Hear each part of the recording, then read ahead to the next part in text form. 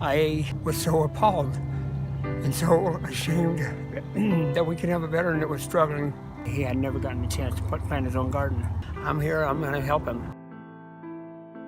The reason we started this garden, there was a veteran I had met at the Memorial Day ceremony. He was introduced to me through the governor, and the governor said, hey, there's a guy from Caldwell that wants to start a garden. Could you help him? I said, sure, I'll help him, and I still had no intentions of helping him. I hadn't done anything for quite a long time, and I was trying to get my life together. I had prayed that God would give me an answer of what I needed to have. Steve was a triple amputee that wanted to plant a garden, so when he came to my house in his push wheelchair, and climbed up on my porch. I didn't have an ADA house. It was raining out, and he crawled up and was knocking on my door. And when I finally opened the door to chase the neighbor kids off, thinking it was them knocking on my door, here was Steve laying up on my porch, asking me if are we going to do this garden or not. When we came down here, we came through the gate.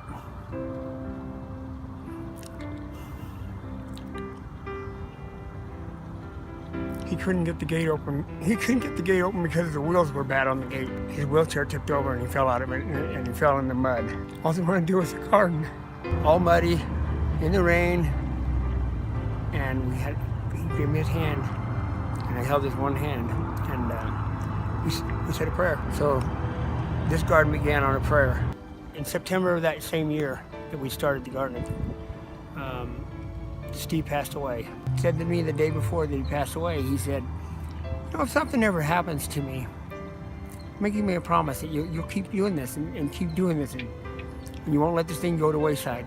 But I was like, okay, I'll make sure it continues on.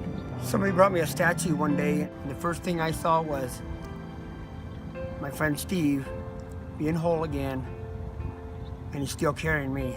I wanted to present this to Dan on behalf of the garden and on behalf of Channel 9.